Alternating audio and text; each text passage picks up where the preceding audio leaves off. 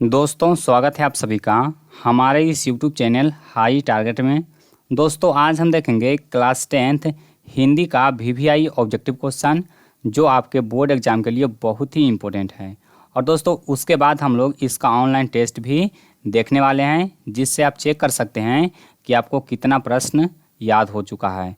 और दोस्तों यह हिंदी का तीसरा चैप्टर है, भारत से हम क्या सीखें। और दोस्तों इसी का ऑनलाइन टेस्ट भी इस वीडियो में इंक्लूड किए हैं। और दोस्तों इसमें टोटल 30 क्वेश्चन हैं, इसलिए आप लोग वीडियो को पूरे ध्यान से देखिए क्योंकि आप लोगों को ऑनलाइन टेस्ट भी देना है। और 30 क्वेश्चन में हम 15 क्वेश्चन को ऑनलाइन टेस्ट में लिए हैं, तो आपको वीडियो को पूरा देखना है। और ये दोस्तों 15 में आपको 15 क्वेश्चन का उत्तर आपको सही देना है। अगर दोस्तों आपको 90+ मार्क्स लाना है तो इस नियम को आप लोग ज़रूर फॉलो कीजिए। तो चलिए हम लोग देखते हैं पहला प्रश्न को। देखिए पहला प्रश्न कहता है मैक्स मुलर को वेदांतियों का वेदांती किसने कहा। दोस्तों मैक्स मुलर को वेदांतियों का वेदांती किसने कहा, तो यहाँ पर हमारा सही उत्तर हो जाएगा स्वामी विवेकानंद। क्या उत्तर हो जाएगा? स्वामी विवेकानंद, यानी कि ऑप्शन बी हमारा बिल्कुल सही आंसर है। दोस्तों आपको एक एक प्रश्न को याद करना है और दोस्तों कोई भी प्रश्न आपका ऑनलाइन टेस्ट में आ सकता है, इसलिए आप लोग वीडियो को पूरे ध्यान से देखिए और सभी प्रश्न को याद करते चलिए। चलिए उसके बाद देखते हैं दूसरा प्रश्न को। देखिए दूसरा प्रश्न ये भी मोस्ट इम्पोर्टेंट है। देखिए कहता है दारिश नामक सोने के सिक्कों से भरा घड़ा किसे मिला था। दोस्तों दारिश नामक सोने के सिक्कों से भरा घड़ा किसको मिला था, तो यहाँ पर हमारा उत्तर हो जाएगा वारेन हेस्टिंग को। किसने मिला था? वारेन हेस्टिंग को, यानी कि ऑप्शन सी यहाँ पर हमारा बिल्कुल सही होगा। चलिए उसके बाद देखते हैं तीसरा प्रश्न को। देखिए तीसरा प्रश्न कहता है कि मेघदूत नामक पुस्तक का अनुवाद मैक्स मुलर ने किस भाषा में किया। दोस्तों मेघदूत नामक पुस्तक का अनुवाद मैक्स मुलर ने किस भाषा में किया, तो दोस्तों यहाँ पर हमारा सही उत्तर हो जाएगा जर्मन भाषा में, यानी कि ऑप्शन डी हमारा बिल्कुल सही आंसर है। किस भाषा में किया, तो जर्मन भाषा में किया। चलिए उसके बाद देखते हैं चौथा प्रश्न को। देखिए चौथा प्रश्न कहता है संस्कृत भाषा और यूरोपियन भाषा का तुलनात्मक व्याख्या किसने दिया। दोस्तों संस्कृत भाषा और यूरोपियन भाषा का तुलनात्मक व्याख्यान किसने दिया, तो दोस्तों यहाँ पर हमारा सही आंसर हो जाएगा मैक्स मुलर ने। किसने दिया? मैक्स मुलर ने दिया, यानी कि ऑप्शन ए हमारा बिल्कुल सही आंसर है। चलिए उसके बाद देखते हैं अगला प्रश्न, ये भी मोस्ट इम्पोर्टेंट प्रश्न है।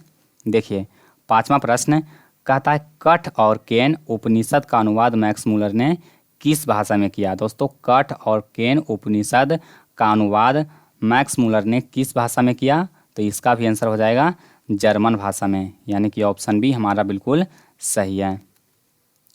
चलिए उसके बाद देखते हैं अगला प्रश्न। देखिए छठा प्रश्न कहता है कि लिपंजिंग विश्वविद्यालय में मैक्स मुलर ने किस भाषा का अध्ययन किया। दोस्तों लिपंजिंग विश्वविद्यालय में मैक्स मुलर ने किस भाषा का अध्ययन किया, तो यहाँ पर हमारा उत्तर हो जाएगा संस्कृत भाषा का, यानी कि ऑप्शन सी हमारा बिल्कुल सही आंसर है।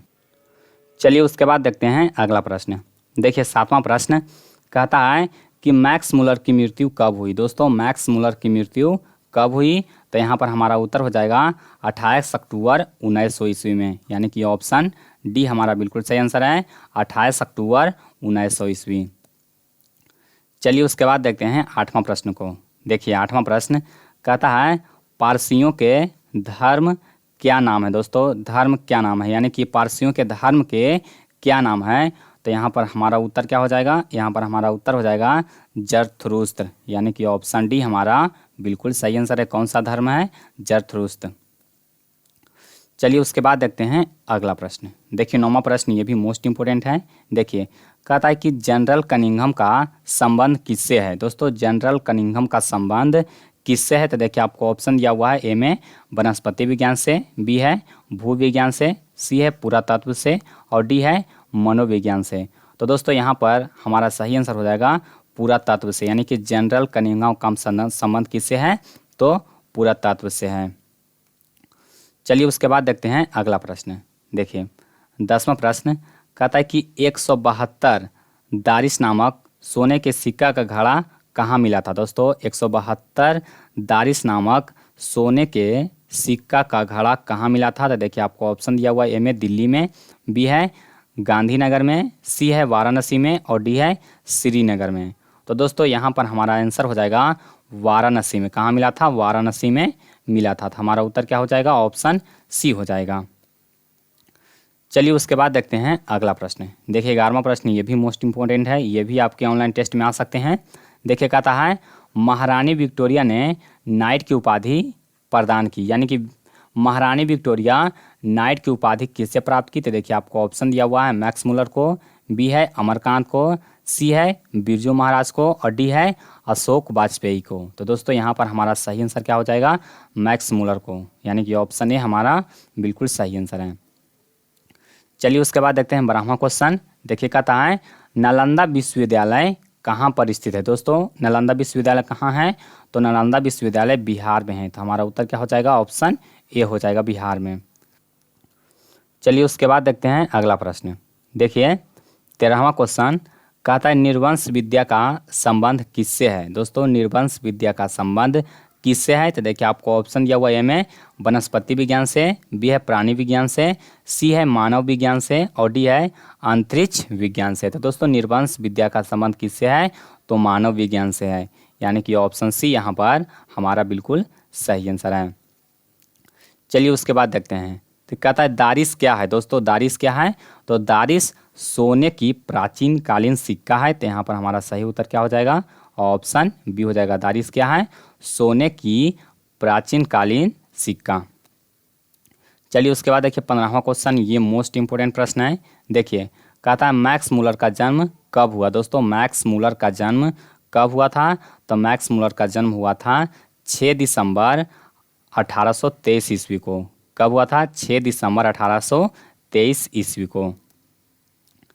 चलिए उसके बाद देखते हैं अगला प्रश्न। देखिए कहता है प्लेटो का संबंध किस देश से है? दोस्तों प्लेटो का संबंध किस देश से है? तो देखिए आपको ऑप्शन दिया हुआ है, ए में इटली से, बी है स्पेन से, सी है भारत से और डी है यूनान से। तो दोस्तों प्लेटो का संबंध किससे है? तो प्लेटो का संबंध है वो यूनान देश से है, यानी कि ऑप्शन डी हमारा बिल्कुल सही आंसर है। चलिए उसके बाद देखते हैं 17वां क्वेश्चन, ये हल्का क्वेश्चन है। कहता है कि भारत से हम क्या सीखे कि रचनाकार कौन है, यानी कि भारत से हम क्या लिखे, जो पाठ है वो किसके द्वारा लिखा गया है? तो हम पर हमारा उत्तर हो जाएगा मैक्स मुलर के द्वारा, यानी कि ऑप्शन बी हमारा सही है। चलिए उसके बाद देखते हैं 18वां क्वेश्चन। देखिए कहता है शाहनामा का रचना काल है, यानी कि शाहनामा जो पुस्तक है उसका रचना काल क्या है, यानी कि उसकी रचना कब हुई? तो दोस्तों यहाँ पर हमारा उत्तर हो जाएगा 10वीं से 11वीं सदी के बीच में हुआ था, यानी कि ऑप्शन बी हमारा बिल्कुल सही आंसर है। चलिए उसके बाद देखते हैं 19वां क्वेश्चन। देखिए कहता है संस्कृत का अग्नि शब्द लैटिन में किस रूप में मिलता है, यानी कि संस्कृत का जो अग्नि शब्द है वो लैटिन भाषा में किस रूप में मिलता है? दोस्तों लैटिन भाषा में इसको क्या कहा जाता है? तो लैटिन भाषा में इसे कहा जाता है इग्निस, यानी कि ऑप्शन सी हमारा बिल्कुल सही आंसर है। चलिए उसके बाद देखते हैं। कहता है कि हरकस थे। दोस्तों हरकस कौन थे? तो हरकस थे वो वनस्पति वैज्ञानिक थे। क्या थे? वनस्पति वैज्ञानिक, यानी कि ऑप्शन ए हमारा बिल्कुल सही आंसर है। चलिए उसके बाद देखते हैं 21वां क्वेश्चन। देखिए 21वां क्वेश्चन भी मोस्ट इंपोर्टेंट है। कहता है सर विलियम जोन ने भारत की यात्रा कब की थी? दोस्तों सर विलियम जोन ने भारत की यात्रा कब की? तो यहाँ पर हमारा उत्तर हो जाएगा 1783 ईस्वी में, यानी कि ऑप्शन डी हमारा बिल्कुल सही आंसर है। चलिए उसके बाद देखते हैं 22वां क्वेश्चन। देखिए कहता है मुंडा किस देश की जाति है? दोस्तों मुंडा किस देश की जाति है? तो मुंडा है वो भारत की जाति है, यानी कि भारत की यह एक जनजाति है जो झारखंड राज्य की है। तो हमारा उत्तर क्या हो जाएगा? ऑप्शन डी हो जाएगा। चलिए उसके बाद देखते हैं 23वां क्वेश्चन को। देखिए 23वां क्वेश्चन ये भी मोस्ट इंपोर्टेंट है। देखिए कहता है कि भारत से हम क्या सीखे पाठ में नए सिकंदर विशेषण किसके लिए प्रयुक्त हुआ है? दोस्तों भारत से हम क्या सीखे पाठ में नए सिकंदर, यह जो विशेषण है यह किसके लिए प्रयुक्त हुआ है? तो दोस्तों यह युवा अंग्रेज अधिकारियों के लिए प्रयुक्त हुआ है। तो हमारा उत्तर क्या हो जाएगा? ऑप्शन सी हो जाएगा। चलिए उसके बाद देखते हैं 24वां क्वेश्चन को। देखिए कहता है भारत कहाँ बसता है? तो दोस्तों भारत कहाँ बसता है? तो भारत है वो गाँवों में बसता है। कहाँ बसता है? गाँवों में, यानी कि ऑप्शन डी हमारा बिल्कुल सही आंसर है। चलिए उसके बाद देखते हैं 25वां क्वेश्चन। कहता है मैक्स मूलर का जन्म कहाँ हुआ। दोस्तों मैक्स मूलर का जन्म कहाँ हुआ, तो यहाँ पर हमारा उत्तर हो जाएगा डेसाऊ जर्मनी में। कहाँ हुआ, डेसाऊ जर्मनी में, यानी कि ऑप्शन बी हमारा बिल्कुल सही आंसर है। चलिए उसके बाद देखते हैं अगला क्वेश्चन। कहता है कि वारेन हेस्टिंग था। दोस्तों वारेन हेस्टिंग क्या था, तो वारेन हेस्टिंग भारत का गवर्नर जनरल था। क्या था, भारत का गवर्नर जनरल था, यानी कि ऑप्शन ए हमारा बिल्कुल सही आंसर है। चलिए उसके बाद देखते हैं अगला क्वेश्चन। कहता है मैक्स मूलर के पिता का नाम क्या था। दोस्तों मैक्स मूलर के पिता का नाम क्या था, तो मैक्स मूलर के पिता का नाम था विलहेल्म मूलर। क्या था, विलहेल्म मूलर, यानी कि ऑप्शन ए हमारा बिल्कुल सही आंसर है। चलिए उसके बाद देखते हैं अगला प्रश्न। देखिए 28वां क्वेश्चन, ये भी मोस्ट इंपॉर्टेंट है। देखिए कहता है प्रत्न मानव का अर्थ है। दोस्तों प्रत्न मानव का अर्थ क्या होता है, तो प्रत्न मानव का अर्थ होता है प्राचीन मानव, यानी कि ऑप्शन सी हमारा बिल्कुल सही आंसर है। चलिए उसके बाद देखते हैं अगला प्रश्न। देखिए 29वां क्वेश्चन कहता है कि किसे वाराणसी के पास सोने के सिक्कों से भरा एक घड़ा मिला था। दोस्तों दारिस नामक जो सोने का सिक्का था वो कहाँ मिला था, वाराणसी में मिला था। तो कहता है कि वह किसको मिला था, तो दोस्तों यहाँ पर हमारा उत्तर हो जाएगा वारेन हेस्टिंग को। किसको मिला था, वारेन हेस्टिंग को मिला था, यानी कि ऑप्शन ए हमारा बिल्कुल सही आंसर है। चलिए उसके बाद देखते हैं 30वां क्वेश्चन, और दोस्तों ये लास्ट क्वेश्चन है इसलिए आप इसको जरूर ध्यान दीजिए। देखिए कहता है कि किसके अध्ययन क्षेत्र में भारत के कारण नवजीवन का संचार हो चुका है। दोस्तों कहता है किसके अध्ययन क्षेत्र में भारत के कारण नवजीवन का संचार हो चुका है। तो दोस्तों इसका जो सही आंसर हो जाएगा वो हो जाएगा नीति कथा, यानी कि ऑप्शन बी हमारा बिल्कुल सही आंसर है। तो दोस्तों उम्मीद करता हूँ कि ये वीडियो आपको पसंद आया होगा। वीडियो अगर आपको पसंद आया तो वीडियो को जल्दी से लाइक कर दीजिए। दोस्तों इस पर हम 10,000 लाइक का टारगेट रखते हैं, तो जल्दी से वीडियो को लाइक कर दीजिए। दोस्तों लाइक करने में आपका ज़्यादा समय नहीं लगेगा, वीडियो को जल्दी से लाइक कर दीजिए। और अगर आप लोग चैनल पर नए हैं तो चैनल को भी सब्सक्राइब कर लीजिए। और दोस्तों हम लोग बात करते हैं ऑनलाइन टेस्ट का। तो दोस्तों ऑनलाइन टेस्ट का लिंक आपको डिस्क्रिप्शन में दिए हैं, तो वीडियो के टाइटल पर आप क्लिक कीजिए, या डिस्क्रिप्शन आप जानते हैं तो जाइए और वहाँ पर आपको ऑनलाइन टेस्ट लिखा हुआ रहेगा और वहाँ पर आपको एक लिंक दिया हुआ रहेगा, तो उस लिंक पर क्लिक करके आप ऑनलाइन टेस्ट दे सकते हैं। और दोस्तों उसका जो रिज़ल्ट आएगा अगर आपका उत्तर 15 में 15 सही रहेगा तो आप हमको स्क्रीनशॉट ले करके आप मेरे व्हाट्सअप नंबर पर भेज दीजिए। दोस्तों आपके पास व्हाट्सअप नंबर होगा, अगर नहीं है तो चैनल के अबाउट सेक्शन में व्हाट्सअप नंबर दिया हुआ है, वहाँ पर जा करके स्क्रीनशॉट भेज दीजिएगा और लिख दीजिएगा कि सर मेरा 15 में 15 सही है। तो जल्दी से जाइए और ऑनलाइन टेस्ट दे दीजिए और इसको अपने दोस्तों में शेयर कर दीजिएगा। तो आज के लिए बस इतना ही, मिलते हैं आपको अगले वीडियो में।